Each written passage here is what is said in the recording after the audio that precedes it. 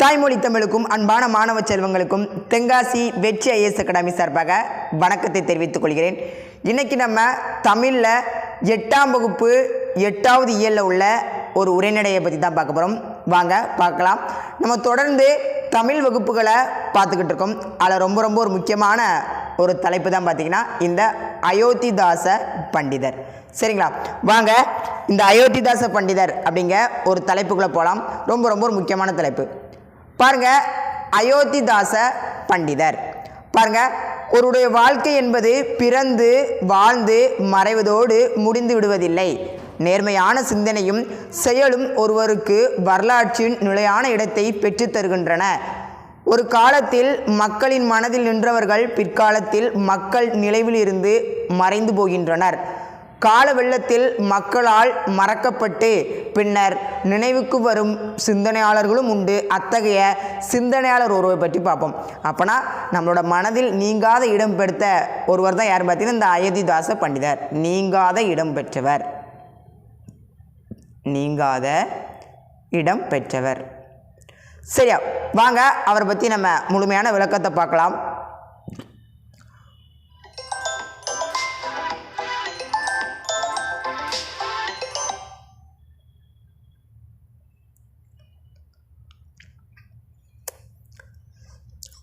பாருங்க, அயோத்திதாசர் ஆங்கில ஆட்சி காலத்தில் 19ஆம் நூற்றாண்டின் இறுதி பகுதியிலும் 20ஆம் நூற்றாண்டின் முற்பகுதியிலும் வாழ்ந்தவர். அப்படியோட நூற்றாண்டு பார்த்தீங்கன்னா 19 to 20. சரியா? இவர நூற்றாண்டு 19 to 20. சரியா? அதுக்கடுத்து ஒரு முக்கியமான பயன்பாடு பாருங்க.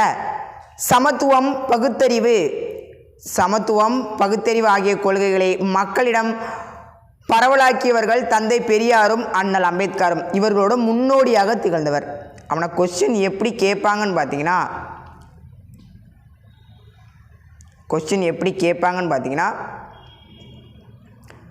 அண்ணல் அம்பேத்கர் மற்றும் தந்தை பெரியாரின் முன்னோடியாக திகழ்ந்தவர் யாரு அப்படின்னு கேட்பாங்க.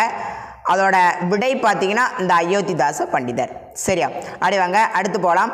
அதுக்கடுத்து பாருங்கள், ஒரு முக்கியமான ஒரு இது பார்த்தீங்கன்னா தென்னிந்திய சமூக சீர்திருத்தத்தின் தந்தை அப்படின்னு வேலை சொல்லுவாங்க. அப்படின்னா தென்னிந்திய சமூக சீர்திருத்தத்தின் தந்தை யாருன்னு பார்த்தீங்கன்னா நம்மளோட அயோத்திதாச பண்டிதர். தென்னிந்திய சமூக சீர்திருத்தத்தின் தந்தை யார்? நம்ம அயோத்திதாச பண்டிதர். அயோத்திதாச பண்டிதர். ஓகேவா? சரி, அப்படி வாங்க அப்படி கீழே போகலாம். அதுக்கடுத்து பாருங்கள், ஒரு வாழ்க்கை வரலாற்று கொடுத்துருக்காங்க. பாருங்கள், அயோத்திதாசர் எப்போது பிறக்கார் அப்படி பார்த்தீங்கன்னா 1845.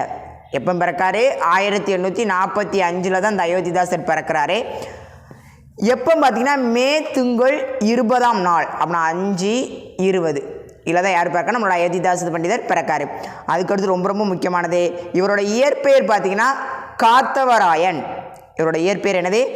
காத்தவராயன். ரைட் பண்ணதே பாருங்க, காத்தவராயன்.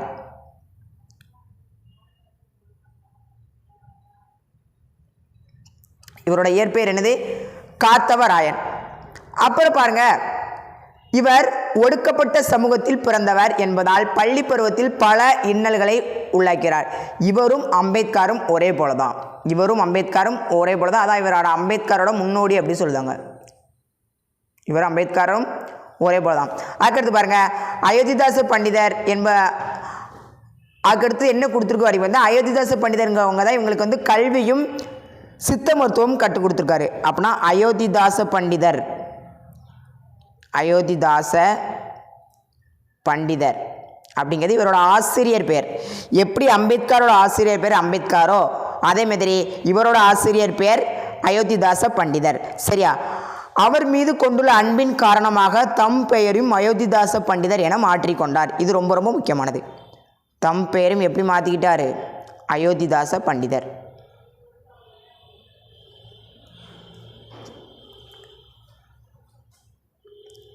ரொம்ப முக்கியமானது. சரியா? வேற என்ன கொடுத்துருக்கு பாருங்க. இவர் தமிழ்நாட்டுக்கு திரும்பி ஒடுக்கப்பட்ட ஒரு உரிமைக்காக அவர்களின் முன்னேற்றத்திற்காகவும் பாடுபட்டார். சூப்பர். அதுக்கடுத்து சிந்தனைகளோட அடித்தளம் அப்படி சொல்லுவாங்க. அதுக்கு அர்த்தம் என்ன பார்த்தீங்கன்னா அயோத்திதாசரோட இலக்கிய பணிகள். சரியா? வாங்க பார்க்கலாம். அயோத்திதாசர் தமிழ் மட்டுமின்றி பாலி வடமொழி ஆங்கிலம் ஆகிய மொழிகளிலும் தேர்ச்சி பெற்றிருந்தார். இலக்கியம், இலக்கணம், கணிதம், மருத்துவம், சமய தத்துவம் ஆகிய பல்வேறு துறைகளிலும் யார் சிறந்து விளங்குகிறார்? நம்ம அயோத்திதாச பண்டிதர். இத்தகைய ஆழ்ந்த படிப்பே அவரது புதுமை சிந்தனைகளுக்கு அடித்தளமாக இருந்தது. அப்படி இவர் எவ்வளோ பெரிய இலக்கியவாதின்னு தெரியும். பாலி, வடமொழி, ஆங்கிலத்தில் புலமை பெற்றிருக்காரு. இலக்கணம், இலக்கியம், கணிதம், மருத்துவம், சமய தத்துவம் இது இல்லாத சிறந்து விளங்கக்கூடியது தான் யாருன்னா நம்மளோட அயோத்திதாச பண்டிதர். அதுக்கடுத்து ஒரு முக்கியமான ஒரு பத்தி கொடுத்துருக்கு பாருங்க. 1907ஆம் ஆண்டு ஒரு பைசா தமிழன் என்ற ஒரு வார இதழை காலனா விலையில் தொடங்கினார். அதை ஓராண்டுக்கு போது எப்படி மாற்றான்னு பார்த்தீங்கன்னா தமிழன் அப்படின்னு மாற்றார். ஃபஸ்ட்டு ஒரு பைசா தமிழன், அது ஒரு காலனா விலைக்கு போனிச்சது 1907. ஒரு ஆண்டுனா கிட்டத்தட்ட ஒரு 1908 இவர் எப்படி பேரை மாற்றாருன்னு பார்த்தீங்கன்னா தமிழன் அப்படின்னு மாற்றுறாரு. சரியா? அதுக்கடுத்து பாருங்க, உயர்நிலையும் இடைநிலையும் கடைநிலையும் பாகுபடுத்தி அறிய முடியாத மக்களுக்கு நீதி, நேர்மை, சரியான பாதை ஆகியவற்றை தெளிவுபடுத்துவதே இவ்விதழின் நோக்கமாகும். சரியா? இந்த தமிழன்க இதழ் தமிழ்நாடு மட்டும் இல்லாமல் Mysore, Kolar, Hyderabad, Rangoon, Australia, Malaysia, இது ரொம்ப முக்கியது. மலேசியா, ரங்கூன், கோலார், ஆஸ்திரேலியா, தென்னாப்பிரிக்கா பல பகுதியில் வாழக்கூடிய தமிழ் மக்களுக்கு பகுத்தறிவு சிந்தனையை ஊட்டிய ஒரு இதழ் தான் என்னென்னா தமிழன் அப்படிங்கிற ஒரு இதழ். ஓகேவா? அதுக்கடுத்து வாங்க அப்படியே பார்க்கலாம். மேற்கொண்டு என்ன கொடுத்துருன்னா கல்வி சிந்தனைகள் ரொம்ப ஒரு முக்கியமானது. இந்த அயோத்திதாச பண்டிதர் நிறைய நூல்கள் எழுதியிருக்காரு. அது பாருங்க. போகர் 700, அகத்தியர் 200, சிமிட்டு ரத்தின சுருக்கம், பாலவாடகம் அப்படி சொல்லக்கூடிய நிறைய நூல்களை நம்மளோட அயோத்திதாச பண்டிதர் ஏற்றிருக்காரு. அதுக்கடுத்து பாருங்க, ஒரு மனிதனின் அறிவு வளர்ச்சி பெற வேண்டுமானால் அதுக்கு கண்டிப்பாக என்னது கல்வி அவசியம் என்று அயோத்திதாசன் ரொம்ப அடிக்கடி கேட்டது. ஒரு மனிதனின் அறிவு வளர வேண்டுமானால் கல்வி அவசியம் என்று கூறியவர் யாரும் பார்த்தீங்கன்னா நம்மளோட அயோத்திதாச பண்டிதர். அதுக்கடுத்து பாருங்க, நிலவு நாளும் வளர்ந்து முழு நிலவாக ஒளி வீசுவது போல் கல்வி நிறுவனங்களில் அறிவை வளர்க்கும் நூல்கள் கற்பிக்கப்பட வேண்டும். கல்வியோடு கைத்தொழில், வேளாண்மை, தையல், மரம் வளர்த்தல் போன்றவற்றையும் கற்க வேண்டும் என்று இவர் வலியுறுத்தினார். சங்ககால பெண்களைப் போலவே இக்கால பெண்களும் கல்வி கற்று தம் வாழ்க்கையை தாமே அமைத்துக் கொள்ளும் உரிமையை பெற வேண்டும் என்றும் இவர் எடுத்துரைத்தார். அப்படின்னா இவர் பெண் கல்விக்கு ரொம்ப போராடி இருக்கார். பெண்கள் தான் நாட்டோட கண்கள் அப்படி சொல்லுற மாதிரி இவர் பெண்களோட போராடினாரு. நிறைய சிற்றிடங்கள் ஏற்றிருக்காங்க. கல்வி தான் நாட்டுக்கு முக்கியம்னு சொன்னார். யார் பார்த்தீங்கன்னா நம்மளோட அயோத்திதாச பண்டிதர். அதுக்கடுத்து பாருங்க, வாழும் முறை எப்படி மக்கள் வாழணும் அப்படிங்கிறத அயோத்திதாசர் அழகாக கொடுக்கார் பாருங்க. இதில் எது ரொம்ப முக்கியம்னு பார்த்தீங்கன்னா அன்பு கொண்டு வாழ வேண்டும். கோபம், பொறாமை, பொய், களவு போன்றவற்றை தம் வாழ்விருந்து நீக்கி பிற உயிர்களுக்கு துன்பம் செய்யக்கூடாது. மேலும் மதியை அளிக்கும் போதைப் பொருட்களை கையாளும் தொடுதல் கூடாது. ஒரு குடும்பத்தில் அன்பும் ஆறுதலும் நிறைத்தால் அக்குடும்பம் வாழ்ந்த ஊர் வாழும், அன்பு ஆறுதலும் பெருகும். அது மட்டும் இல்லாமல் இத்தகைய நாட்டில் புலியும் பசியும் ஒரே நீர்த்துறையில் நீர் அருந்தும் என்பது அது அயோத்திதாசோட கருத்துக்கள். அவனை பொய் சொல்லக்கூடாது, களவு, காமம் இதெல்லாம் நீங்கியிருக்கணும், அன்பு செலுத்தணும், மக்களை மதிக்கணும். ஒரு குடும்பத்துக்கு அன்பும் ஆறுதல் இருந்தால் அக்குடும்பம் அந்த குடும்பத்துக்கு மட்டும் இல்லை அந்த ஊருக்கே ஒரு அறமாக திகழும். ரொம்ப ஒரு முக்கியமான பாயிண்ட். சரியா? அதுக்கடுத்து டிஎன்பிஎஸ்சி அடிக்கடி கேட்டது இந்த பாக்ஸ் பாருங்க. என் பகுத்தறிவு பிரச்சாரத்திற்கும் சீர்திருத்த கருத்துக்களுக்கும் முன்னோடியாக திகழ்ந்தவர் பண்டிதமணி அயோத்திதாசரும் தங்கவயல் அப்பாதுரையும் ஆவார் அப்படி சொன்னார் தந்தை பெரியார். இது ரிப்பீட்டட் கொஸ்டின். ஓகேவா? இது அடிக்கடி கேட்டிருக்காங்க. ஒன்ஸ் வாசிக்க. என் பகுத்தறிவு பிரச்சாரத்திற்கும் சீர்திருத்த கருத்துக்களுக்கும் முன்னோடியாக திகழ்ந்தவர்களுள் பண்டித மாமணி அயோத்திதாச பண்டிதரும் தங்கவேல் அப்பாதுரையும் ஆவார். சரியா? அதுக்கடுத்து ரொம்ப ஒரு முக்கியமான கொடுத்துருக்கு பாருங்க. எப்படி மலையும் மக்களையும் இவர் சொல்றாரு பாருங்க.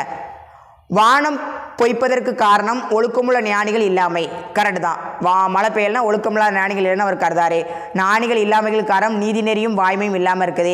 இப்படி நீதி இல்லாமல் இருந்தால் அரசன் நல்லா இருக்க மாட்டான். அரசன் நல்லா இருந்தானா அங்கே உள்ள நிர்வாகம் நல்லா இருக்காது. அந்த நிர்வாகம் நல்லா இல்லைன்னா நாட்டு மக்கள் நல்லா இருக்க மாட்டாங்க. அதைத்தான் மக்களும் மழையும்ங்கிறத அழகாக சொல்லியிருப்பார். சரியா? அதை அழகாக கூடியிருப்பார். அது மட்டும் இல்லாமல் அயோத்திதாஸ் எழுதிய நூறுகளை பாருங்கள். புத்தரது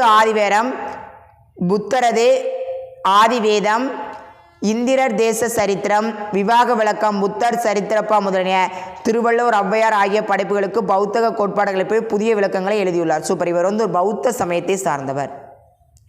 புத்த சமயம் இவர் அம்பேத்கர்லாம் ரொம்ப புத்தகத்தில் ரொம்ப ஈடுபாடோடு இருந்திருப்பாங்க. அதுக்கடுத்து பாருங்கள், சமத்துவம். அயோத்திதாசர் மக்கள் அனைவரும் சம உரிமை பெற்று சமத்துவமாக வாழ வேண்டும் என்று விரும்பினார். கல்வி, வேளாண்மை, காவல்துறை போன்ற அனைத்து துறைகளிலும் மக்கள் அனைவருக்கும் சம வாய்ப்பு வழங்க வேண்டும். ஊராட்சி, நகராட்சி, சட்டமன்றம், நாடாளுமன்றம் போன்றவற்றில் எல்லா வகுப்பினருக்கும் உரிய பிரதிநிதித்துவம் வழங்கப்பட வேண்டும். அம்பேத்கர் என்ன சொன்னாலும் அதை அப்படியே யார் சொல்லியிருக்கா? நம்மளோட அயோத்திதாச பண்டிதர் சொல்லியிருக்காங்க. அதுக்கடுத்து பாருங்கள், இவற்றில் இந்து, பௌத்தர், கிறிஸ்தவர், இஸ்லாமியர், ஆங்கிலோ இந்தியர், ஐரோப்பியர் அனைவரும் வாக்களிக்க வேண்டும் என தொடர்ந்து வலியுறுத்தியவர் யார் பார்த்தீங்கன்னா அந்த அயோத்திதாச பண்டிதர். ஓகேவா? என்ன சொல்லியிருக்காங்க பாருங்கள், இந்து, பௌத்தர், கிறிஸ்தவர், இஸ்லாமியர், ஆங்கிலோ இந்தியர், ஐரோப்பியர் போன்ற அனைவரும் வாக்களிக்க வேண்டும் அப்படின்னு யார் சொல்லியிருக்காங்கன்னா அயோத்திதாச பண்டிதர் சொல்லியிருக்காரு. இவரை போற்றும் வகையில் சென்னையில் பார்த்தீங்கன்னா தாம்பரத்தில் உள்ள சித்த ஆராய்ச்சி அந்த மருத்துவமனைக்கு அயோத்திதாச பண்டிதர் மருத்துவமனைன்னு பேர் சுட்டியிருக்காங்க. சரியா? அதுக்கடுத்து பாருங்கள், திராவிட மகாஜன சங்கம் ரொம்ப ரொம்ப முக்கியமானதே. எப்போ பார்த்தீங்கன்னா 1892 திராவிட மகாஜன சங்கம் என்னும் அமைப்பை தோற்றுவித்தார். எப்போ பார்த்தீங்கன்னா 1892 அயோத்திதாசர் தமது கொள்கைகளை வலியுறுத்தும் ஒடுக்கப்பட்டோர் உரிமைக்காக ரொம்ப போராடிருக்காரு. அம்பேத்கர் எப்படி போராடனோ அவரோ இதுமே போராடிருக்காரு. திராவிட மகாஜன சங்கம் என்னும் அமைப்பை தோற்றுவிட்டிருக்காரு.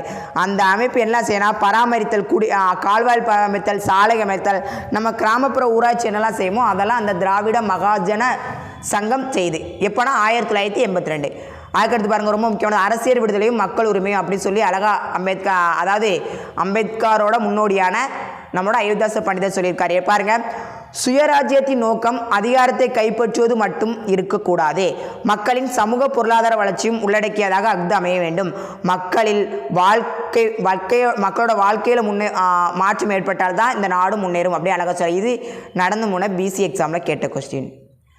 மக்கள் வாழ்க்கையில் மாற்றம் உண்டானால் மட்டுமே நாடு முன்னேற முடியும் அப்படி சொன்னார்னா அயோத்திதாச பண்டிதர். அதுக்கடுத்து பாருங்கள், அயோத்திதாசர் காலத்தில் புலவர், பாவலர், பேச்சாளர், எழுத்தாளர், அது மட்டும் இல்லாமல் பகுத்தறிவு, இலக்கணம், சமயம், இலக்கியம், இலக்கணம், அரசியல் எல்லாத்திலும் சிறந்து விளைந்தவர் நம்மளோட அயோத்திதாச பண்டிதர். அயோத்திதாசரின் சிந்தனைகள் ஒரு தனி மனிதனின் சிந்தனைகளாக மட்டும் அமையாமல் அகன்ற சமுதாயத்தின் விழிப்புணர்வையும் எழுச்சியையும் ஏற்படுத்தும் சித்தாந்தனாக இருக்குது. சரியா? சரி, இப்போ வாங்க ஒரு முக்கியமான இதை மட்டும் இதில் நான் எழுதி போடுறது, அதை மட்டும் நோட் பண்ணிக்கிறேன். அயோத்திதாச பண்டிதர் எப்படி ஆகிக்கான காத்தவராயன் அவரோட இயற்பெயர். அப்படின்னா அயோத்திதாச பண்டிதர் யார் அப்படின்னு கேட்டிங்கன்னா அது இவரோட ஆசிரியர் பெயர். அதாவது இவருக்கு தமிழும் சமய நூல்களும் கற்றுக் கொடுத்தவர் தான் அயோத்திதாச பண்டிதர். அந்த ஆசிரியர் பேர் தான். இவர் எப்போ பிறக்கான 1845 மே 20 பிறக்காரு. இவர் யாரோட முன்னோடி அப்படின்னு பார்த்தீங்கன்னா அண்ணல் அம்பேத்கர். இவர் யாரோட முன்னாடி பார்த்தீங்கன்னா அண்ணல் அம்பேத்கர் மற்றும் பெரியாரோட முன்னோடி தான் யாருன்னா அந்த அயோத்திதாச பண்டிதர். அதுக்கடுத்து பார்த்தீங்கன்னா 1907 ஒரு பைசா தமிழன் அப்படிங்கிற ஒரு ஒரு இதழை வெளியிட்டிருக்காரு. அந்த இதழை ஒரு வருஷம் கழித்து தமிழன் அப்படின்னு மாற்றாரு. அதுக்கடுத்து ரொம்ப ரொம்ப முக்கியமானது 1892 திராவிட மகாஜன சங்கம் அப்படி சொல்லக்கூடிய ஒரு சங்கத்தை அமைக்காரு. இது ரொம்ப ரொம்ப முக்கியமானது. சரி, வாங்க கோடிட்டடை அப்படியே பார்க்கலாம். அயோத்திதாசர் டேஸ் சமூக சீர்திருத்தத்தின் தந்தை என அழைக்கப்படுறார். எல்லாருக்கும் தெரியும், தென்னிந்திய சமூக சீர்திருத்தத்தின் தந்தை. அயோத்திதாசர் தமிழன் நடத்திய இதில் ஒரு பைசா தமிழன் 1907. அதுக்கடுத்து கல்வியோடு டேஸ் கற்க வேண்டும் என்பது அயோத்திதாசன் கருத்து. கண்டிப்பாக ஒரு கைத்தொழிலும் கற்று வச்சுக்கிடணும். அதுக்கடுத்து அயோத்திதாசன் புதுமையான சிந்தனைகள் அடித்தளமாக அமைந்தது எதுன்னு பார்த்தீங்கன்னா அவங்களோட ஆழ்ந்த படிப்பு. அவர் நல்லா படிச்சிருந்த பேர் தான் அவங்களோட சிந்தனை ரொம்ப தெளிவாக இருந்தது. அதுக்கடுத்து மக்களோட எதை ஒப்பிடுதானா மழையை தான் ஒப்பிடுதார். ஃபஸ்ட்டு மழை பெஞ்சால் தான் நாடு நல்லாயிருக்கும், நாடு இருந்தால் தான் அரசன் நல்லா இருப்பான், அரசன் நல்லா இருந்தால் நிர்வாகம் நல்லாயிருக்கும், நிர்வாகம் நல்லா இருந்தால் தான் நாட்டு மக்களும் நன்றாக இருப்பார்கள் அப்படின்ட்டு அயோத்திதாச பண்டிதர் சொல்கிறார். சரியா? அவ்வளோதான். அவன் அயோத்திதாச பண்டிதருங்க ரொம்ப ரொம்ப முக்கியமான ஒரு சப்ஜெக்ட். இனி வரும் இதில் நிறைய தலைவர்களோட இதை பற்றி பார்ப்போம். இந்த வீடியோ உங்களுக்கு பிடிச்சிருந்தா நம்ம வெற்றி ஐஏஎஸ் அகாடமி சேனலை சப்ஸ்கிரைப் பண்ணுங்கள். நம்மளோட அகாடமியில் நிறைய டெஸ்ட் பேட்ச் கிளாஸஸ்லாம் போயிட்டுருக்கு, நீங்கள் ஜாயின் பண்ணுங்கள். அது மட்டும் இல்லாமல் ஒரு 12 விதமான மெட்டீரியல்ஸ் சேர்த்து ஒரு 3800 அப்படின்னு சொல்லி அது முன்னே அந்த விலையாக இருந்தது. இப்போ ஆஃபரில் ஒரு 2800 அப்படி சொல்லி நாங்கள் கொடுத்துக்கிட்டு இருக்கோம். ஆஃபரை ஃபாலோ பண்ணிக்கணுங்க. நம்பரை நான் டிஸ்கிரிப்ஷன் கொடுக்கேன். பாய். அடுத்த வீடியோவில் சந்திக்கலாம். இது உங்கள் வெற்றி ஐஏஎஸ் அகாடமி.